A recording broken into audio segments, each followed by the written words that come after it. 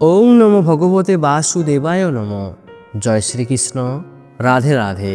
নমস্কার বন্ধুরা। পহেলা ডিসেম্বর সোমবার যে সকল ভক্তরা মোক্ষদ একাদশী ব্রতটি পালন করেছেন তারা অবশ্যই ভক্তি ভরে শ্রবণ করুন।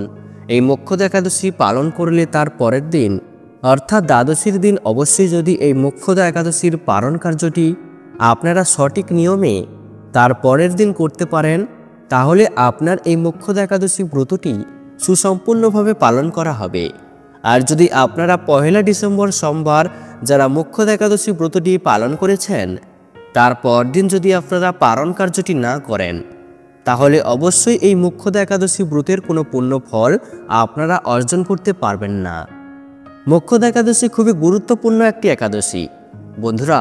এর কারণ হলো দুটি।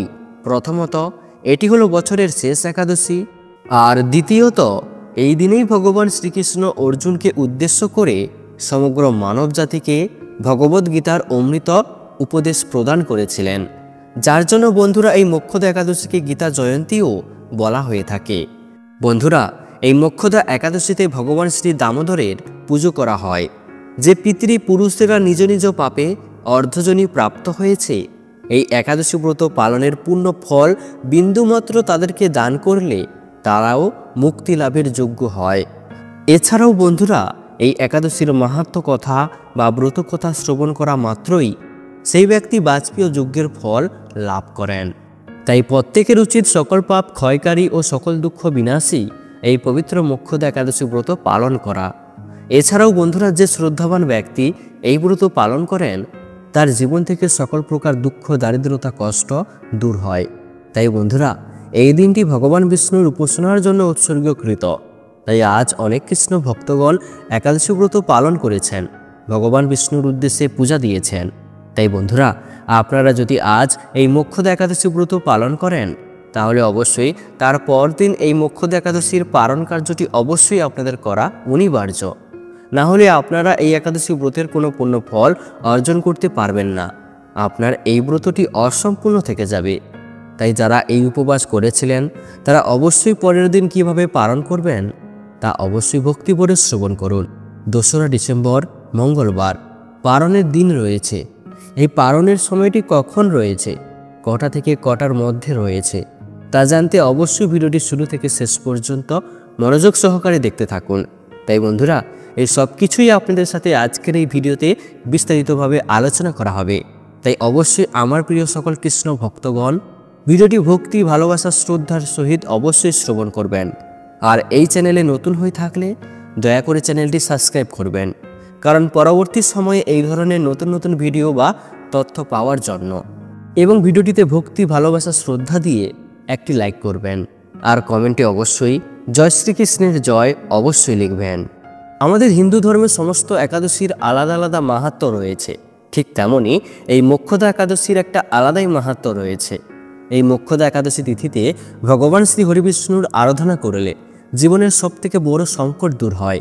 তাই অবশ্যই আপনারা পহেলা ডিসেম্বর সোমবার এই একাদশী ব্রতটি পালন করে থাকলে তাহলে অবশ্যই 2রা ডিসেম্বর মঙ্গলবার আপনাদের এর সঠিক পালন কার্যটিও করতে হবে। যদি আপনারা এই পালন কার্যটি করতে ভুলে যান বা যদি এই পালন কার্যটি ভুল সময়ে করে থাকেন, তাহলে এই মোক্ষদা একাদশী ব্রতের কোনো পুণ্য ফল পাবেন না। তাই অবশ্যই আপনাদের জানাবো যে সঠিক উপায়ে কিভাবে এই পালন কার্যটি আপনারা করবেন, তা অবশ্যই এই ভিডিওটির মাধ্যমে শ্রবণ করবেন।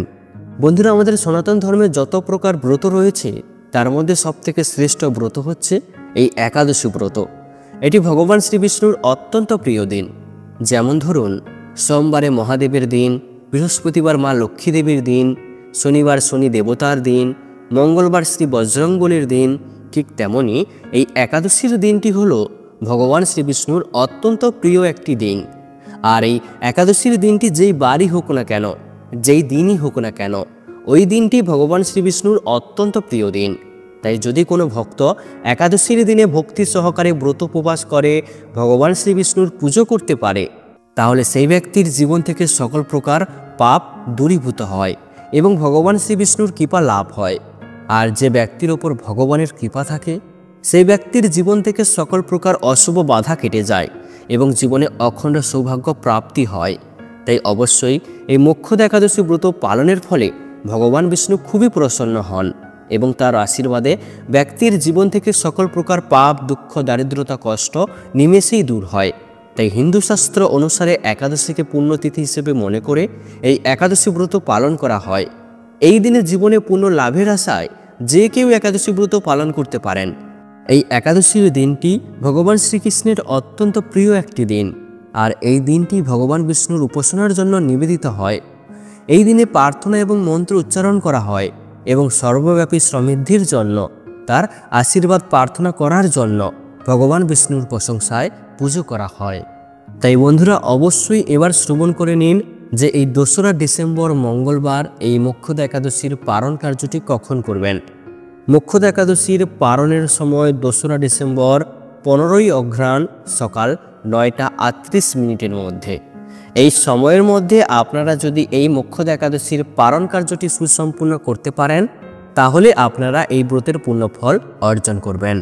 তাই অবশ্যই 2রা ডিসেম্বর মঙ্গলবার দিন আপনাদের সকাল সকাল ঘুম থেকে উঠতে হবে এবং সকাল সকাল ঘুম থেকে উঠে আপনারা আপনাদের স্নানের জলে সামান্য গঙ্গা জল ও সামান্য পরিমাণে হলুদ মিশিয়ে অবশ্যই আপনাদেরকে স্নান করতে হবে এবং স্নান করার পর অবশ্যই আপনারা হলুদ পোশাক পরিধান করবেন, কারণ ভগবান বিষ্ণুর হলুদ রং খুবই প্রিয়। তাই অবশ্যই আপনারা পারলে এই দিন হলুদ রঙের পোশাক পরিধান করুন এবং ভগবান বিষ্ণুর পূজা অর্চনা করবেন। আর অবশ্যই মনে রাখবেন, ভগবান বিষ্ণুকে ভোগ নিবেদন করার সময় আপনারা অবশ্যই ভগবান বিষ্ণুর ভোগে তুলসী পাতা অবশ্যই নিবেদন করবেন, নইলে এই ব্রতের কোনো পূর্ণ ফল আপনারা পাবেন না, অর্থাৎ ভগবান বিষ্ণুর পুজোটি সম্পূর্ণ হবে না।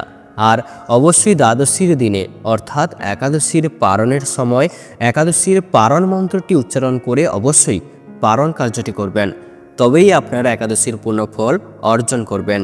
এই পারণ মন্ত্রটি আপনারা 3 বার বলবেন। ওং অজ্ঞান্য তিমিরান্ধস্য বোতে নানেন কেশব প্রসিদ্ধস্য মুখনাথ জ্ঞানদৃষ্টি প্রদো ভব। অবশ্যই আপনাদের সাথে মন্ত্রটি তুলে ধরলাম, আপনারা অবশ্যই এই মন্ত্রটি শ্রবণ করবেন এবং এরপরে ভগবান বিষ্ণুর চরণামৃত পান করে এই ব্রতের নির্জলা উপবাস ভঙ্গ করবেন। আর অবশ্যই আপনারা ব্রত ভঙ্গ করার সময় আপনারা পঞ্চরবি শস্য দিয়ে ব্রত ভঙ্গ করবেন। আর অতি অবশ্যই পারণ কার্যটি পারণের সময়ের মধ্যে করতে হবে, অর্থাৎ আপনাদের সাথে যে সময়টি তুলে ধরলাম সেই সময়ের মধ্যে এই পারণ কার্যটি অতি অবশ্যই করবেন। এই সময়ের মধ্যে পারণ করলে তবেই একাদশীর ব্রত সুসম্পূর্ণ হয়। এবং আপনাদের যদি সামর্থ্য থাকে তাহলে অবশ্যই পারণের পর ব্রাহ্মভোজন করাবেন এবং তাদের দক্ষিণা দেবেন এবং গরিব দুঃখীদের খাদ্য এবং বস্ত্র দান করতে পারেন। এই নিয়মগুলো মানলে জীবনে পাপমুক্ত হয় এবং পুণ্য অর্জন হয়। তাই অবশ্যই পারলে এই নিয়মগুলো অতি অবশ্যই পালন করবেন, এতে জীবনে অনেক পুণ্য অর্জন করা যায়। বন্ধুরা, এবার আমরা এই মোক্ষদা একাদশীর মাহাত্ম্য কথাটি শ্রবণ করে নেব। যুধিষ্ঠির বললেন, হে বিষ্ণু, আপনাকে আমি বন্দনা করি। আপনি ত্রিলোকের সুখদায়ক, বিশ্বেশ্বর, বিশ্বপালক ও পুরুষোত্তম। অগ্রহায়ণ মাসের শুক্লপক্ষে যে একাদশী তার নাম কি, বিধি বা কি ও কোন দেবতা এই একাদশীতে পূজিত হন তা আমায় বলুন। শ্রীকৃষ্ণ বললেন, অগ্রহায়ণ মাসের শুক্লপক্ষের এই একাদশী মোক্ষদা নামে পরিচিত। সর্বপাপনাশিনী ও ব্রতের মধ্যে সর্বশ্রেষ্ঠা এই একাদশীর দেবতা শ্রী দামোদর। তুলসী মঞ্জুরি, ধূপ, দীপ ইত্যাদি উপচারের শাস্ত্রবিধি অনুসারে শ্রী দামোদরের পূজা করতে হবে। যথাবিধি অনুসারে দশমী ও একাদশী পালন করতে হবে। এই উপবাস দিনে স্তব্ধ স্তোত্রে, নিত্য গীত সহ রাত্রি জাগরণ করা কর্তব্য। যে ব্যক্তি এই মঙ্গলদায়িনী মোক্ষদা একাদশী ব্রত পালন করে তার সমস্ত পাপ দূর হয় এবং মৃত্যুর পর মুক্তি লাভ করে। চিন্তামণির মতো এই ব্রতটি আমার অত্যন্ত প্রিয়। এই ব্রত কথা যিনি পাঠ করেন এবং যিনি শ্রবণ করেন উভয়ই বাজপেয় যজ্ঞের ফল প্রাপ্ত হন। মোক্ষদা একাদশীর একটি পৌরাণিক কাহিনী, প্রসঙ্গক্রমে একটি অলৌকিক কাহিনী প্রচলিত আছে। মনোযোগ দিয়ে এই ইতিহাস শোনা মাত্রই সর্বপাপ ক্ষয় হয়। এই ব্রত পালনের পূর্ণ ফল বিন্দুমাত্র পিতৃপুরুষকে দান করলে তারাও মুক্তি লাভের যোগ্য হন। কোনো এক সময় মনোরম চম্পকনগরে বৈখানস নামে এক রাজা ছিলেন। বৈভবে কিংবা প্রজাবাৎসল্য তিনি সর্বজন বিদিত। তিনি ছিলেন সমস্ত বৈষ্ণব সদ্গুণে বিভূষিত। তার রাজ্যে বহু বেদযোগ্য ব্রাহ্মণ বাস করতেন। রাজ্যের সকলেই ছিল সমৃদ্ধিশালী। একবার রাজা স্বপ্ন দেখলেন যে তার পিতা নরকে পতিত হয়েছে। তা দেখে তিনি অত্যন্ত বিস্মিত হলেন। পরের দিন ব্রাহ্মণদের ডেকে বলতে লাগলেন, হে ব্রাহ্মণগণ, গত রাত্রিতে স্বপ্নে নরক যাতনায় পিতাকে কষ্ট পেতে দেখে আমার হৃদয় বিদীর্ণ হচ্ছে। তিনি আমাকে লক্ষ্য করে বলতে লাগলেন, হে পুত্র, তুমি আমাকে নরক সমুদ্র থেকে উদ্ধার করো। তার সেই অবস্থা দেখে আমার অন্তরে সুখ নেই। আমার এই বিশাল রাজ্য, স্ত্রী, পুত্র, কিছুতেই আমি শান্তি পাচ্ছি না। কি করি, কোথায় যাই, কিছুই বুঝে উঠতে পারছি না। আমার পূর্বপুরুষেরা মুক্তি লাভ করতে পারেন এমন কোনো পুণ্যব্রত, তপস্যা ও যজ্ঞের কথা আমাকে উপদেশ করুন। ব্রাহ্মণগণ বললেন, হে মহারাজ, আপনার রাজ্যের কাছেই মহিষী পর্বত মুনির আশ্রম রয়েছে। তিনি ত্রিকালযোগ্য। তার কাছে আপনার মুক্তির উপায় জানতে পারবেন। ব্রাহ্মণদের উপদেশ মতো মহাত্মা বৈখানস তাদের সঙ্গে নিয়ে পর্বতমুনির আশ্রমে গমন করলেন। দূর থেকে ঋষিকে ষষ্ঠাঙ্গ প্রণাম করে তার কাছে গেলেন। ঘটনাক্রমে তিনি পরিত্রাণের উদ্দেশ্য মহিষী পর্বত মুনির শরণাপন্ন হলেন। ঋষিবর রাজার কুশল বার্তা জিজ্ঞাসা করলেন। রাজা বললেন, হে প্রভু, আপনার কৃপায় আমরা সবাই কুশল। তবে আমি একদিন স্বপ্নে যোগে পিতার নরকযাতনা ও কাতর আর্তনাদ শুনে অত্যন্ত দুঃখিত ও চিন্তাগ্রস্ত হয়েছি। হে ঋষিবর, কোন পুণ্যের ফলে তিনি সেই দুর্দশা থেকে মুক্তি পাবেন তার উপায় জানতেই আপনার শরণাগত হয়েছি। রাজার আরতি শুনে কিছুক্ষণ ধ্যানস্থ থাকার পর পর্বতমুনি বললেন, হে মহারাজ, পূর্বজন্মে তোমার বাবা অত্যন্ত কামাচারী হওয়ার তার এরকম অধোগতি লাভ হয়েছে। এখন এই পাপ থেকে মুক্তি উপায় বর্ণনা করছি।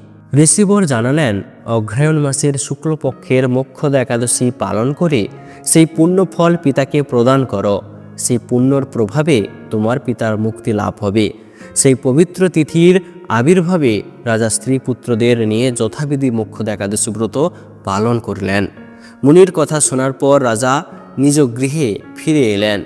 সেই পবিত্র তিথির আবির্ভাব তিনি স্ত্রী পুত্রাদি সহ যথাবিধি মোক্ষদা একাদশী ব্রত পালন করলেন।